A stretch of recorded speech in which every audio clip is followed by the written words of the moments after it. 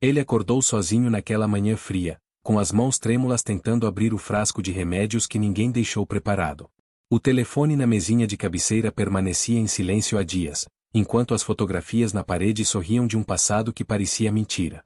Aquele homem que havia carregado 3 crianças nos braços quando a mãe delas partiu, que trabalhou em 2 empregos para pagar a escola, que enxugou lágrimas e curou feridas, agora enxugava as próprias lágrimas em segredo.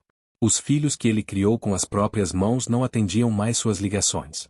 E naquela manhã, ao sentir a dor aguda no peito, ele percebeu algo devastador. Talvez ninguém viesse se ele caísse. Como um homem que deu tudo pode terminar sem nada? Como o amor de um pai pode ser esquecido tão facilmente? Esta é a história de abandono mais dolorosa que você vai ouvir hoje. A chuva batia forte contra a janela do pequeno apartamento quando Fernando sentiu o peso do silêncio pela primeira vez naquela semana. Não era um silêncio qualquer, daqueles que trazem paz ou descanso. Era o tipo de silêncio que grita, que sufoca, que lembra a cada segundo que algo está profundamente errado. Ele estava sentado na velha poltrona da sala, aquela mesma que havia comprado há mais de 30 anos, quando os filhos ainda eram pequenos e a vida, apesar de difícil, tinha propósito claro. Suas mãos enrugadas seguravam o celular com uma expectativa que ele mesmo achava patética, mas não conseguia evitar. Já era quinta-feira.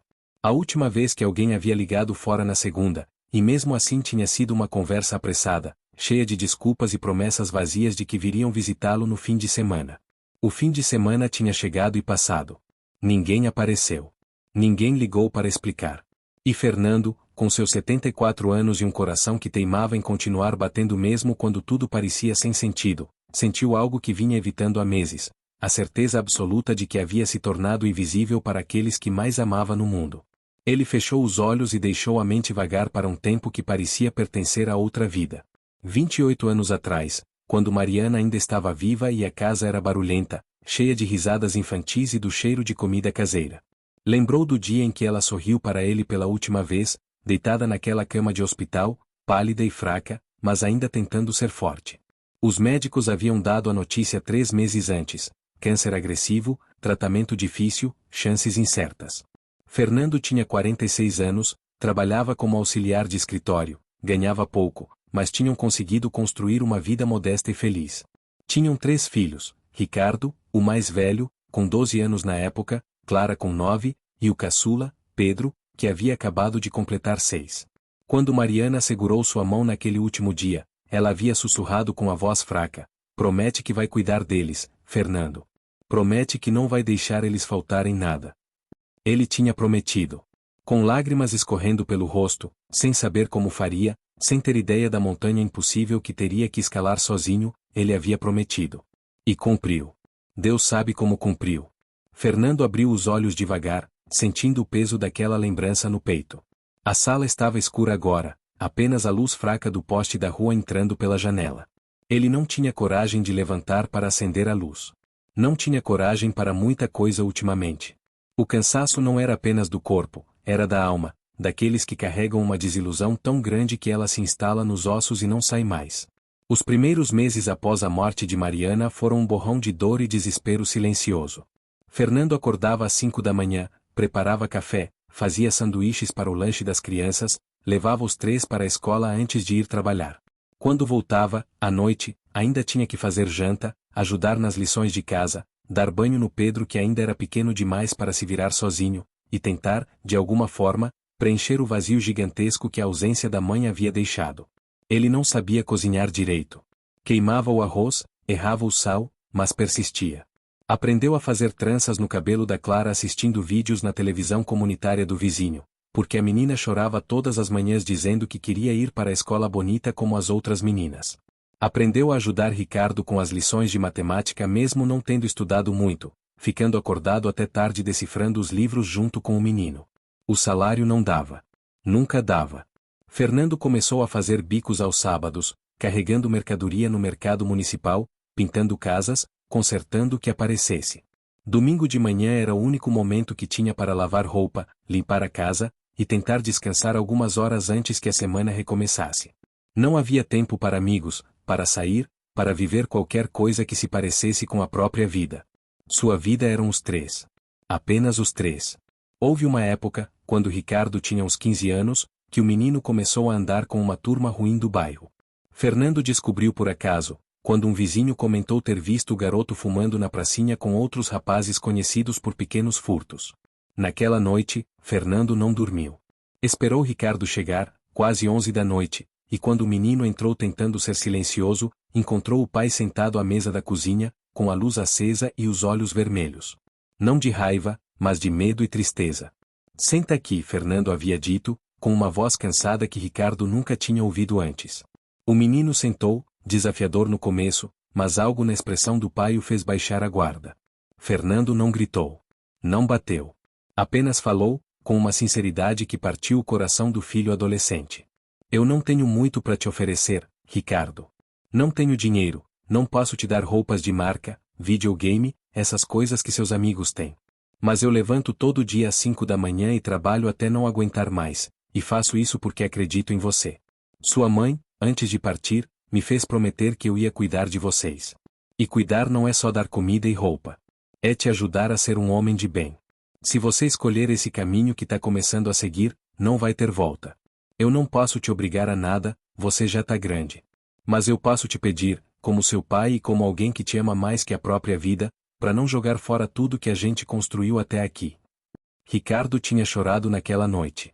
Chorou nos braços do pai, pediu desculpas, prometeu mudar. E mudou.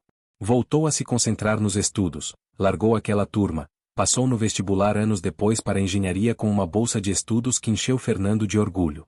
Foi um dos dias mais felizes da vida dele, ver o filho mais velho recebendo aquele diploma, sabendo que tinha dado certo, que o sacrifício havia valido a pena. Clara sempre foi a mais sensível dos três. Quando criança, tinha medo do escuro, de trovões, de ficar sozinha. Fernando dormiu anos no chão ao lado da cama dela, porque era a única forma da menina conseguir adormecer sem ter pesadelos com a mãe que havia perdido tão cedo. Quando ela começou a adolescência, as coisas ficaram mais complicadas. Havia questões que Fernando não sabia como abordar, conversa sobre o corpo feminino, sobre relacionamentos, coisas que Mariana saberia fazer naturalmente. Ele pediu ajuda à irmã mais velha, que morava em outra cidade, mas as visitas eram raras e Clara precisava de alguém presente. Então Fernando engoliu a vergonha, comprou livros, conversou desajeitadamente mas com amor sobre tudo que uma menina precisava saber. Ela ria às vezes da forma atrapalhada como ele explicava as coisas, mas sentia o amor por trás de cada palavra. Quando Clara teve seu primeiro namorado, aos 17 anos, e o menino terminou com ela de forma cruel, foi nos braços do pai que ela chorou a noite inteira. Fernando ficou ali, acariciando os cabelos da filha, repetindo que ela era especial, que aquilo ia passar, que ela merecia alguém que a valorizasse de verdade. E quando, anos depois, ela conheceu Gustavo, um rapaz bom que a tratava com respeito, foi Fernando quem a levou ao altar, com lágrimas de felicidade escorrendo pelo rosto, entregando sua menina para uma nova família, mas feliz por saber que ela seria cuidada e amada. Pedro, o caçula, sempre foi o mais apegado. Talvez por ser o mais novo quando a mãe partiu, talvez por ter passado mais tempo apenas com o pai. Ele tinha dificuldades na escola, nunca foi bom aluno como Ricardo, e isso o frustrava. Fernando passava horas e horas ajudando com as lições, inventando formas criativas de ensinar, nunca perdendo a paciência mesmo quando estava exausto. Quando Pedro disse, aos 14 anos, que queria desistir da escola porque não era inteligente o suficiente, Fernando sentou com ele e contou pela primeira vez toda a verdade sobre como havia sido difícil criar os três sozinho, sobre as noites sem dormir, sobre os bicos humilhantes, sobre a comida que ele deixava de comer para garantir que eles tivessem. Eu não fiz tudo isso para você desistir na primeira dificuldade, ele tinha dito, firme mas amoroso. Você é capaz, Pedro. E eu vou estar aqui do seu lado até você acreditar nisso também. Pedro terminou o ensino médio. Não foi para a universidade, escolheu fazer um curso técnico e trabalhar como mecânico, profissão que descobriu amar. Fernando compareceu na formatura com o mesmo orgulho que sentiu na de Ricardo na faculdade, porque para ele não importava o tipo de sucesso, importava que cada um dos seus filhos tivesse encontrado seu caminho. Foram anos de luta. Anos em que Fernando não comprou roupa nova para si mesmo para poder pagar material escolar. Anos em que fingiu não estar doente para não preocupar os filhos e não gastar com médico. Anos em que seu corpo começou a dar sinais de cansaço, mas ele ignorou porque havia promessas a cumprir. E quando finalmente os três estavam crescidos, formados, casados, com suas próprias vidas, Fernando sentiu que havia cumprido sua missão. Que poderia, enfim, descansar. Que talvez, agora, fosse a vez dele ser cuidado. Mas não foi isso que aconteceu. O telefone vibrou na mão de Fernando, tirando das lembranças. Ele olhou esperançoso para a tela.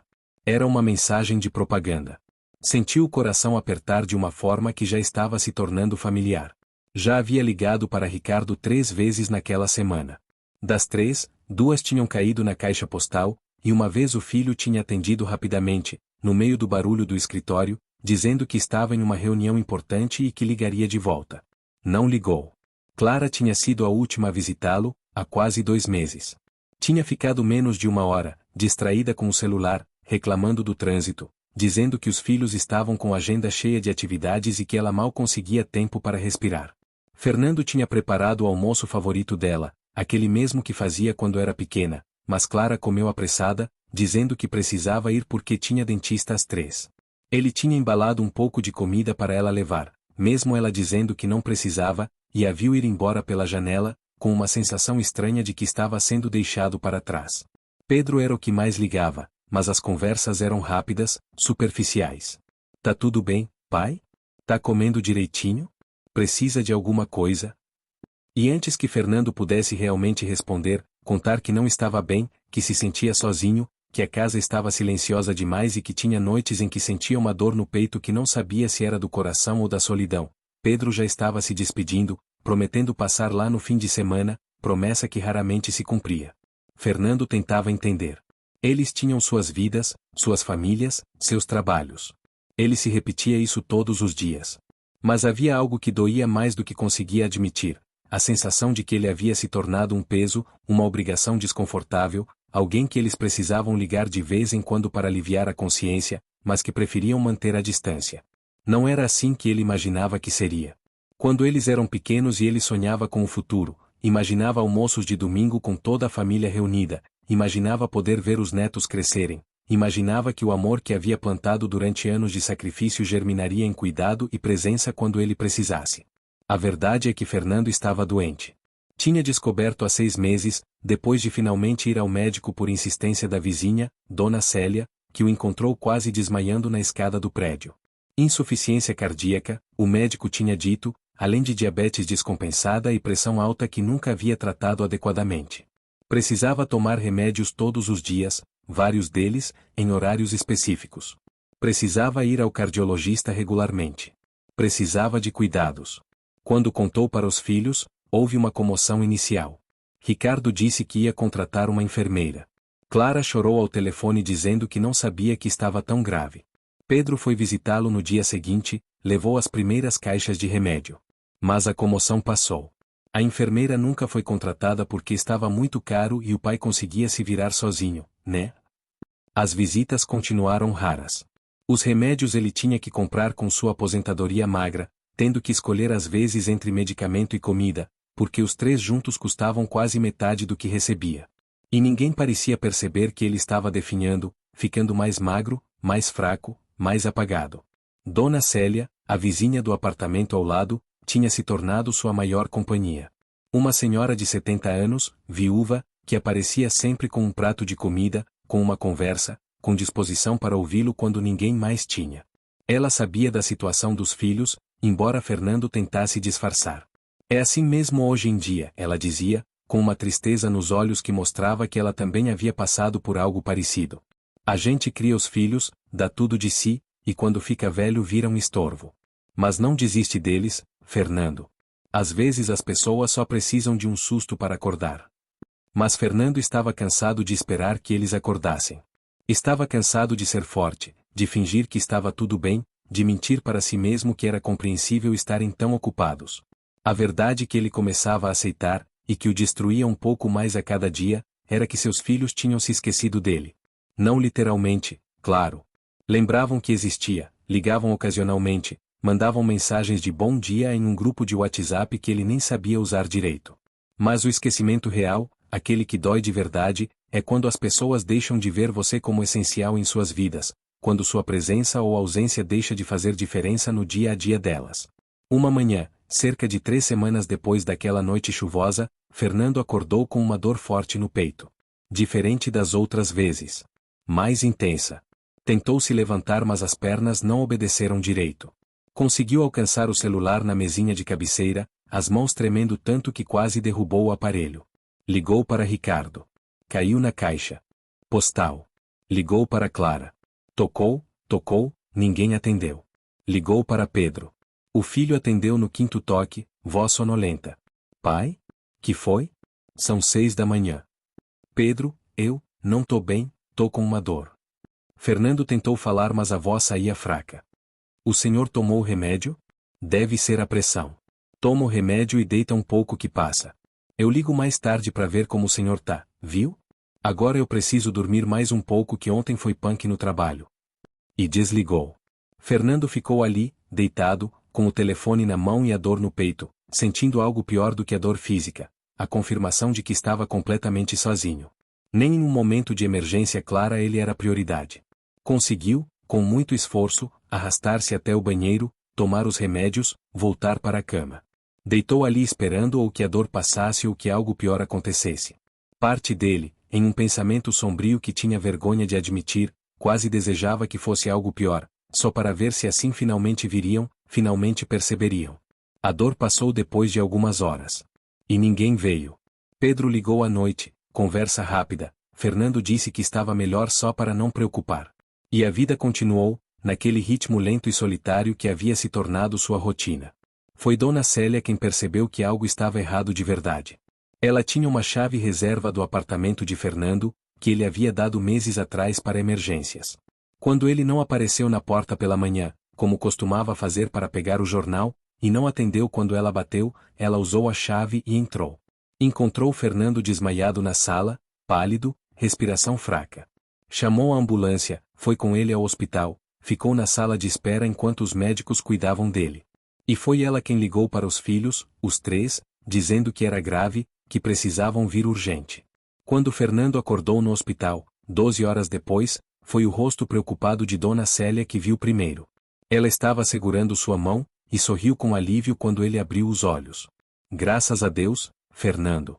Você me deu um susto terrível. Ele tentou falar, mas estava com aparelhos, soro, uma série de coisas conectadas a ele. Uma enfermeira entrou, explicou que ele tinha tido uma arritmia cardíaca grave, que por pouco não havia sido fatal, que precisaria ficar internado por pelo menos uma semana. Ricardo, Clara e Pedro chegaram no fim da tarde. Os 3 juntos, pela primeira vez em meses.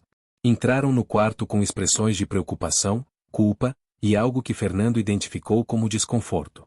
Era como se não soubessem como agir, como se aquela situação os tirasse da zona de conforto de suas vidas organizadas. Ficaram por algumas horas, perguntaram aos médicos sobre o quadro, conversaram entre si em sussurros do lado de fora sobre o que fazer, sobre como se organizar.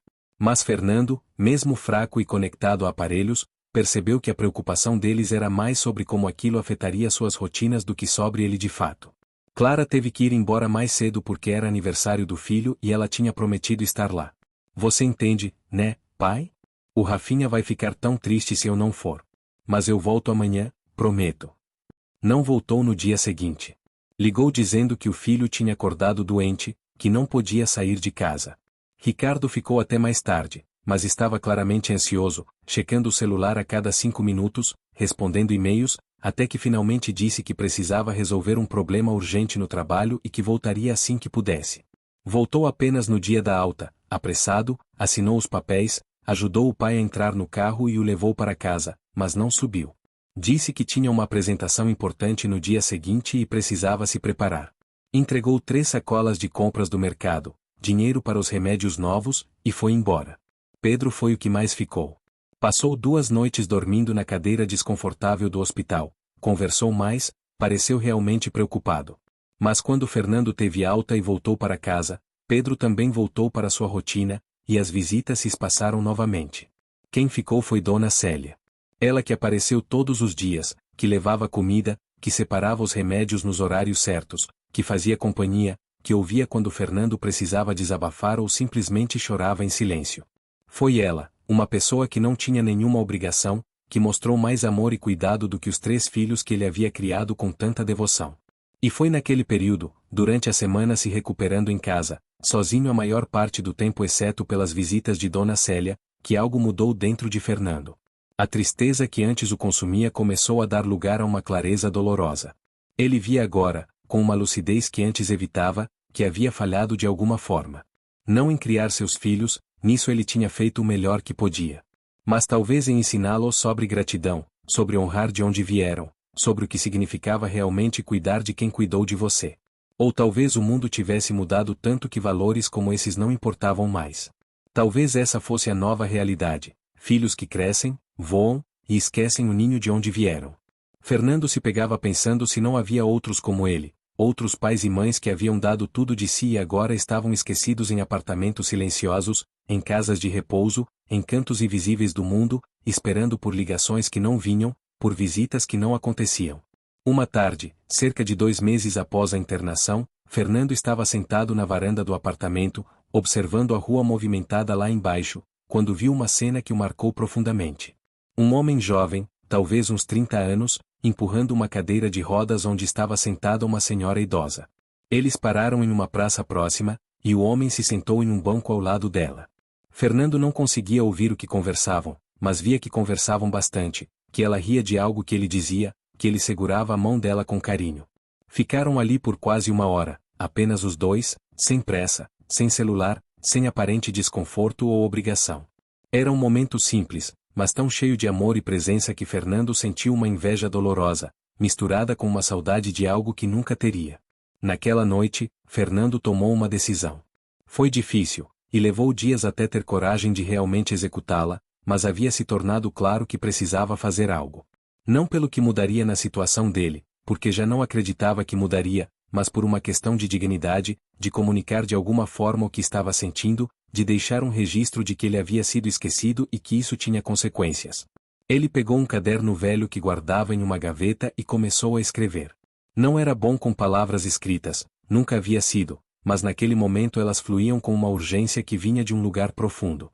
Escreveu sobre Mariana, sobre a promessa que havia feito, sobre cada sacrifício daqueles anos difíceis. Escreveu sobre as madrugadas acordado, sobre a comida que deixou de comer, sobre os sonhos que abandonou. Escreveu sobre o orgulho que sentiu em cada conquista deles, sobre como cada sorriso de seus filhos fazia tudo valer a pena. E então escreveu sobre o abandono. Sobre a solidão que corroía um pouco mais a cada dia. Sobre as ligações não atendidas, sobre as promessas quebradas, sobre a sensação de ser invisível para as pessoas que mais amava. Escreveu sobre a internação, sobre como quase morreu sozinho em casa, sobre como uma vizinha tinha demonstrado mais amor do que os próprios filhos. Não. Escreveu com raiva, mas com uma tristeza profunda, com uma honestidade nua que doía até de registrar no papel. No final, escreveu algo que havia decidido fazer. Estava doando o apartamento onde morava, o único bem de valor que possuía, para Dona Célia. O apartamento não era grande nem luxuoso, mas valia algum dinheiro, dinheiro que seus filhos certamente esperavam herdar um dia. Mas Fernando decidiu que quem havia cuidado dele quando precisou, quem havia mostrado amor verdadeiro, merecia mais do que quem simplesmente compartilhava sangue mas não presença. Ele não mandou a carta imediatamente. Guardou no caderno, releu várias vezes, questionou se estava sendo injusto, se estava agindo por mágoa. Mas cada dia que passava, cada ligação que não vinha, cada fim de semana sozinho, confirmava que aquela era a decisão certa. Não era sobre punição, era sobre reconhecimento. Era sobre honrar quem realmente estava ali. Foi Dona Célia quem encontrou Fernando 3 semanas depois. Ela tinha batido na porta várias vezes durante o dia sem resposta, e novamente usou a chave reserva. Ele estava deitado na cama, pálido mas consciente, fraco demais para se levantar. Tinha tido outra crise durante a noite mas não tinha forças para chamar ajuda. Ela chamou a ambulância novamente, e dessa vez os médicos foram claros. O coração de Fernando estava muito comprometido, ele precisaria de cuidados constantes, não podia mais ficar sozinho. Os filhos foram chamados novamente ao hospital. E dessa vez, quando entraram no quarto e viram o pai naquele estado, algo pareceu finalmente quebrar dentro deles. Ricardo se aproximou da cama com lágrimas nos olhos, pegou a mão do pai e pediu desculpas. Clara chorava no canto do quarto, repetindo que tinha sido uma filha horrível. Pedro estava pálido, em choque, percebendo talvez pela primeira vez o quanto havia se afastado. Fernando olhou para os três e sentiu uma mistura de emoções tão complexa que não saberia nomear. Parte dele ainda os amava incondicionalmente, era impossível apagar décadas de amor. Parte dele sentia alívio por finalmente estarem ali, prestando atenção. Mas havia também uma parte, pequena mas presente, que sentia que era tarde demais, que aquele momento de atenção era apenas porque a culpa e o medo da morte os havia trazido, não amor genuíno. Pai, a gente vai cuidar do senhor, Ricardo disse, voz embargada. Vamos nos organizar, fazer um revezamento, o senhor não vai ficar sozinho nunca mais. A gente foi egoísta, a gente se perdeu nas nossas vidas e esqueceu do que importa. Mas agora vai ser diferente. Fernando quis acreditar. Quis tanto acreditar que aquilo era verdade. Mas as palavras que saíram da sua boca surpreenderam até ele mesmo. Vocês vão cuidar porque agora eu tô morrendo? Onde vocês estavam quando eu precisava de vocês vivos e presentes, não só nas crises? Onde vocês estavam quando eu ligava e ninguém atendia? Quando eu passava semanas sem ver a cara de ninguém? Sua voz era fraca mas carregada de uma emoção que ele havia guardado por tempo demais. O silêncio que se instalou no quarto era pesado. Clara se aproximou, ajoelhou-se ao lado da cama. Pai, eu não tenho desculpa. Eu me perdi nas minhas coisas, achei que o senhor estava bem, que tinha Dona Célia, que, eu não sei. Eu fui egoísta mesmo. Mas eu te amo, pai. Sempre amei. Só fui burra demais para demonstrar. Eu também, pai, Pedro disse, voz quebrando. A gente cresceu e esqueceu de olhar para trás. Esqueceu que o senhor deu tudo por nós. Mas agora a gente tá aqui, e vai ficar, eu prometo. Fernando fechou os olhos. As promessas deles ecoavam como todas as outras promessas que haviam feito e quebrado. Mas ele estava cansado. Cansado de brigar, de cobrar, de esperar. Então apenas acenou com a cabeça, aceitando aquela tensão temporária, sabendo que quando a crise passasse, se passasse, provavelmente tudo voltaria a ser como era. Mas dessa vez foi diferente. Talvez porque perceberam que realmente quase o perderam, talvez porque a culpa era grande demais para ignorar, mas os três começaram a aparecer. Fizeram um revezamento de fato. Ricardo ia 2 vezes por semana, passava algumas horas, conversava, às vezes trazia os netos que Fernando mal conhecia. Clara começou a ir aos domingos, levava almoço pronto, ficava o dia inteiro. Pedro passou a ligar todos os dias, não ligações rápidas, mas conversas de verdade, perguntando como ele estava se sentindo, lembrando de coisas da infância, reconstruindo pontes que pareciam destruídas. E Fernando, mesmo tentando se proteger, mesmo com medo de se iludir novamente, começou a sentir algo que não sentia há muito tempo: esperança. Talvez não fosse tarde demais. Talvez as pessoas realmente pudessem mudar quando confrontadas com a possibilidade de perder aquilo que julgavam garantido. Foi durante uma dessas visitas, um domingo à tarde com todos os três reunidos em seu apartamento pela primeira vez em anos, que Fernando pegou o caderno onde havia escrito a carta. Eles estavam conversando, relembrando histórias antigas, rindo de coisas que tinham esquecido. O ambiente estava leve de uma forma que Fernando não se lembrava de ter sentido desde que eram pequenos. Ele olhou para o caderno em suas mãos, para as páginas onde havia derramado toda a sua dor e tomado uma decisão drástica. Olhou para seus 3 filhos, imperfeitos, falhos, mas ali, presentes, tentando. E então, em um impulso que surpreendeu até ele mesmo, rasgou as páginas devagar, uma por uma, e jogou no lixo. O que era isso, pai? Ricardo perguntou, curioso. Fernando sorriu, um sorriso cansado mas genuíno. Era o passado. Deixa ele ficar onde pertence. Ele não contou sobre o plano de doar o apartamento, sobre toda a dor que havia registrado ali. Decidiu que dar uma segunda chance, de verdade, significava enterrar aquilo e seguir em frente. Mas naquela mesma noite, depois que todos foram embora e ele estava sozinho novamente, Dona Célia veio visitá-lo como sempre fazia. Ela trouxe um chá, sentou-se ao lado dele na velha poltrona da sala, e percebeu que ele estava diferente. Mais leve, mas também emocionado. Aconteceu algo hoje? Ela perguntou, com aquela intuição que só quem realmente presta atenção nas pessoas tem. Fernando contou sobre o dia, sobre como os filhos estavam presentes, sobre como rasgou a carta. Dona Célia ouviu em silêncio, e quando ele terminou, ela segurou a mão dele com carinho. Fico feliz por você, Fernando. De verdade. Espero que eles continuem, que isso seja real e duradouro. Mas quero que você saiba uma coisa. Ela fez uma pausa, olhando nos olhos dele com uma seriedade gentil. Mesmo que eles continuem presentes, mesmo que tudo fique bem, você não me deve nada. Eu cuidei de você porque quis, porque você é meu amigo, porque todo ser humano merece não estar sozinho quando precisa. Não foi por interesse, não foi esperando nada em troca. Foi por amor, daquele simples, que não pede reconhecimento. Fernando sentiu os olhos encherem de lágrimas. Puxou Dona Célia para um abraço, aquele abraço apertado de quem sabe que algumas pessoas entram na nossa vida exatamente quando precisamos, e se tornam família de uma forma que o sangue nunca garantiu. Os meses seguintes foram melhores. Os filhos mantiveram a presença, não perfeita, porque a vida de fato é corrida e complicada, mas real. Havia agora um grupo de WhatsApp ativo onde compartilhavam fotos, conversavam diariamente, faziam planos. Fernando conheceu melhor os netos, participou de aniversários, jantares, momentos em família que havia sido privado por anos. Mas algo dentro dele havia mudado. Irreversivelmente. O amor pelos filhos continuava intacto, mas vinha agora acompanhado de uma consciência dolorosa. Ele havia chegado perto demais do esquecimento total. Havia experimentado a solidão absoluta, o abandono de quem deveria ter estado ali.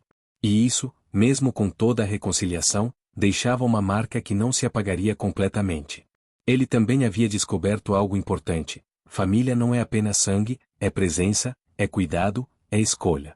Dona Célia era tanto ou mais família do que muitos que compartilhavam seu sobrenome.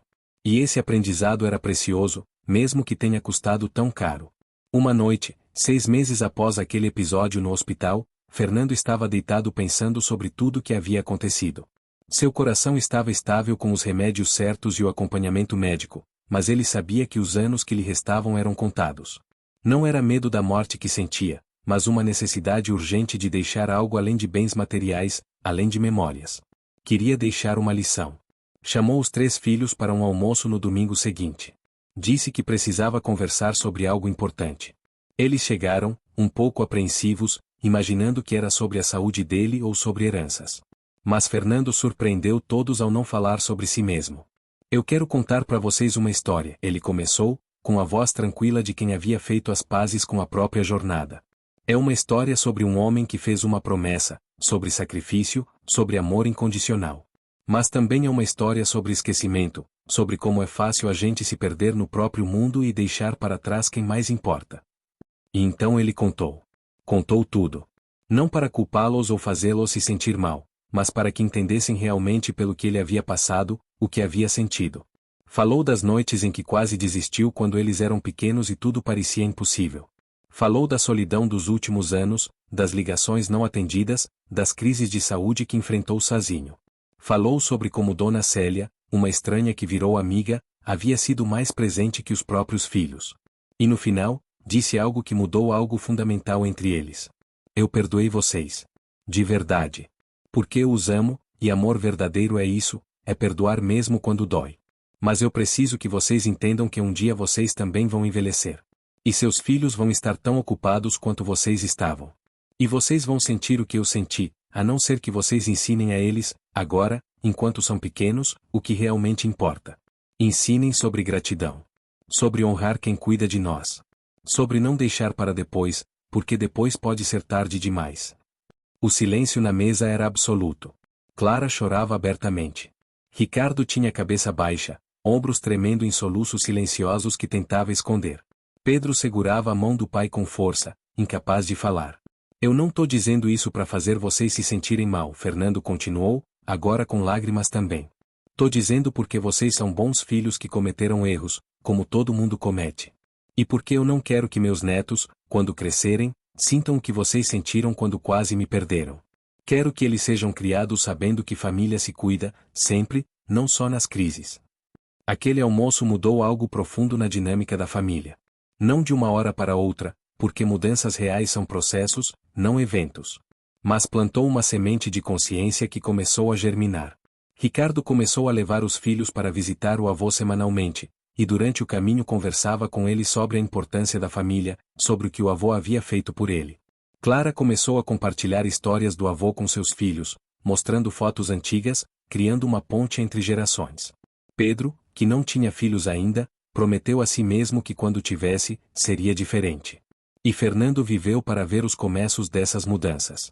Viveu para ver seu neto mais velho, o Rafael, escolher fazer um trabalho de escola sobre meu herói e escolher o avô, escrevendo com a caligrafia torta de criança sobre como o avô havia criado 3 filhos sozinho e era o homem mais forte que conhecia. Viveu para ver sua neta caçula, a Beatriz, insistir em passar o fim de semana com ele, dizendo que era mais divertido ouvir as histórias do vovô do que jogar no tablet. 2 anos se passaram desde aquele almoço. Fernando ainda estava vivo, frágil mas presente, cercado agora por uma família que havia aprendido, da forma mais dolorosa possível, sobre o que realmente importa. Dona Célia continuava sendo presença constante, e havia se tornado parte oficial da família, convidada para todos os eventos, tratada com o mesmo carinho que uma avó biológica. Em uma tarde de dezembro, Fernando estava na varanda observando a rua quando Ricardo chegou inesperadamente. Sentou-se ao lado do pai em silêncio por alguns minutos, apenas observando o movimento lá embaixo. Pai, ele finalmente disse, voz carregada de emoção. Eu nunca agradeci de verdade pelo que o Senhor fez por nós. E não tem agradecimento que seja suficiente, eu sei disso. Mas eu queria que soubesse que eu penso nisso todos os dias agora. Quando eu vejo meus filhos, quando eu acordo de madrugada porque um deles teve pesadelo, quando eu tô cansado do trabalho mas preciso ajudar com lição de casa, eu penso no Senhor. Eu penso que o Senhor fez tudo isso e mais, sozinho, sem reclamar, sem desistir. E isso me faz querer ser melhor. Fernando olhou para o filho com olhos brilhando de lágrimas. Você já é melhor, Ricardo. Você aprendeu a lição que eu levei anos para entender, que a presença vale mais que qualquer coisa. Que amor se demonstra estando ali, não só nas palavras. Eles ficaram ali, pai e filho, em um silêncio confortável que dizia mais do que 1000 palavras poderiam. E Fernando sentiu, pela primeira vez em muito tempo, que talvez sua história não fosse apenas sobre abandono e dor. Talvez fosse também sobre redenção, sobre segundas chances, sobre como as pessoas podem mudar quando finalmente enxergam o que estiveram ignorando. Naquela noite, deitado em sua cama, Fernando pensou em Mariana. Pensou na promessa que havia feito décadas atrás, naquela cama de hospital, quando ela lhe pediu para cuidar dos filhos. E ele sorriu, porque havia cumprido. Não perfeitamente, não sem dor, não sem quase desistir. Mas havia cumprido. Os 3 tinham crescido, eram pessoas de bem, tinham suas próprias famílias. E agora, finalmente, estavam ali para ele também. Fechou os olhos e sussurrou para o vazio, como se Mariana pudesse ouvi-lo onde quer que estivesse, eu cumpri minha promessa, meu amor. Não foi fácil, teve momentos que achei que não ia conseguir. Teve momentos que me senti abandonado, esquecido. Mas no final, o amor venceu. Eles voltaram. E eu posso descansar agora, sabendo que eles entenderam. E ali, naquele apartamento que já não era mais tão silencioso, cercado pelos ecos de uma família que havia se perdido mas se encontrado novamente, Fernando finalmente permitiu que a paz o invadisse. A jornada tinha sido longa, dolorosa, cheia de curvas inesperadas. Mas ele havia chegado do outro lado. Não sem cicatrizes, mas vivo, amado, e ciente de que sua história, com todas suas imperfeições, significava algo. Porque no final, não importa quanto tempo demore, não importa quantas vezes precisemos quase perder algo para valorizar, o que importa é que o amor verdadeiro sempre encontra seu caminho de volta. E Fernando, o homem que criou 3 filhos sozinho, que foi esquecido mas não se esqueceu de amar, que quase desistiu mas resistiu, era a prova viva de que, às vezes as histórias mais dolorosas podem ter finais que, se não são perfeitos, são reais, e são suficientes. E suficiente, ele finalmente entendia, era tudo que sempre precisou ser. Se você gostou dessa história, deixa o like e compartilhe com seus amigos, e se inscreva em nosso canal. Até o próximo vídeo.